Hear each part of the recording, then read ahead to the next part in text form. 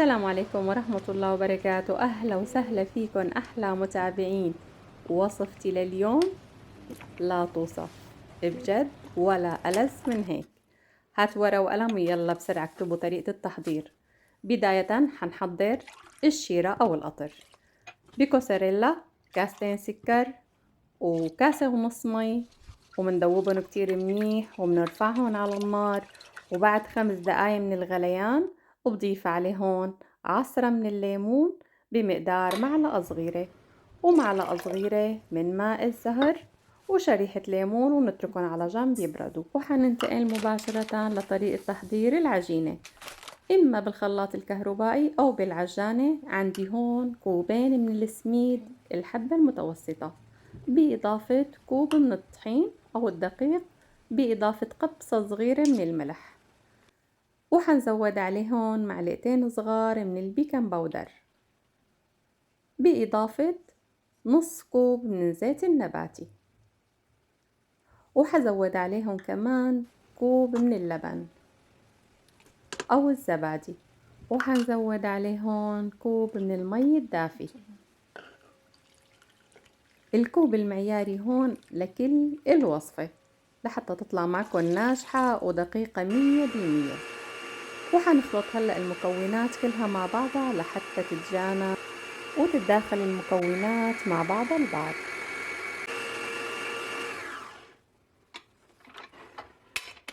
حنفقد العجينة هلأ مع بعض. ملاحظين حنزيد الأطراف ونخلطها شوي.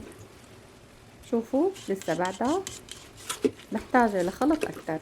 نزلت الأطراف في الاسباتولا وحركتها شوي، وتابعت الخلط لمدة دقيقتين لحتى بدت عندي العجينة ناعمة والمكونات كلها اندمجت وتجانست مع بعضها البعض. حأتركها لمدة 10 دقايق على جنب بينما نحضر كيس الحلواني أو بأي شي عندكم فيكن تستخدموها. شغلتها كتير بسيطة وسهلة. وبعد ربع ساعة ارتاحت العجينة وسكبتها بكيس الحلواني. وهلأ حميت الزيت بمقلاية صاجة سميك، وبعد ما حمي الزيت حنشكل هلأ مع بعض المشبك. طبعا هيك بننزله بشكل حلزوني وبكل هدوء، وخاصة إذا في أطفال حوالينا معلش نبعدهم شوي لنحافظ على سلامتهم. الله يحفظهم يا رب. صارت عندي هلأ جاهزة. شوفوا على لون الذهبي. أول ما بتاخد عنا لون الذهبي بنقلبها بالملقط على الميلة الثانية. وشوفوا هلأ حصففها على محارم المطبخ أو ورق زبدة حسب ما موجود عندكم، وحتابع تشكيل المشبك وبهالطريقة. وملاحظة كتير مهمة، إذا حسيتوا العجينة سميكة وصعب تستخدموها بهالطريقة، فيكن تضيفولها ربع كاسة مي دافية وترجعوا تخلطوها كمان لمدة 5 دقايق لحتى تصير معكم لينة بهالشكل. أكيد لأنه السميد من نوع لآخر بيختلف لشربه للسوائل. ورجاء رجاء غوالي بتمنى منكم تلتزموا بالمقادير بالتفصيل وطريقة التحضير لحتى تطلع معكم الوصفة ناجحة 100%. وصدقا غوالي أنا بحضر لكم الوصفة وبقدمها بكل دقة بالمكونات وبطريقة التحضير مع أهم ملاحظاتها لحتى تطلع ناجحة 100%. وهلأ شو رأيكم بالمشبكات؟ شي بياخد العقل، والله بيغرفوا القلب. سبحان الله، لا إله إلا الله. حنغطسن هلأ هيك بالقطر لحتى نشبعن بالشيرة مع هيك ماء الزهر. وشوفوا على الروايح ما شاء الله تبارك الرحمن بتاخد العقل. وانتو عم تغطسوهن هيك بتشتهوا بس تاكلوا شقفة.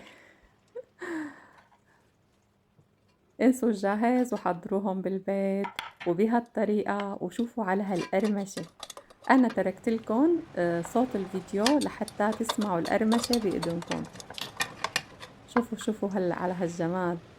صلوا على رسول الله، اللهم صل وسلم وبارك عليه. وبعد ما غطسناهم بالقطر وغرقناهم تغريق حندلعن هيك بحبات الفستق الحلبي. ويا عين ويا عين، وما شاء الله بيغرفوا القلب. يلا دعواتكم وهيك مشاركة الأصدقاء، ولا تنسوني من دعمكم غوالي. شكرا كتير لمتابعتكم، أهلا وسهلا فيكم. بتمنى من قلبي تدعموني، وشكر خاص لكل من عم بيحط لي لايك للفيديو وبيكتب لي كومنت حلو مثله. بشكر أصدقائي الأعزاء اللي كل وصفة دايما بيكتبوا لي كلمات من القلب، وأنا بحييهم من قلبي وبشكرهم. وأهلا وسهلا فيكن أحلى متابعين. وهلأ لحظة صمت لتسمعوا القرشة، ومن جوا طريق وبياخد العقل. وإن شاء الله ألف صحة وعافية. سلامات للجميع، تحياتي، إلى اللقاء.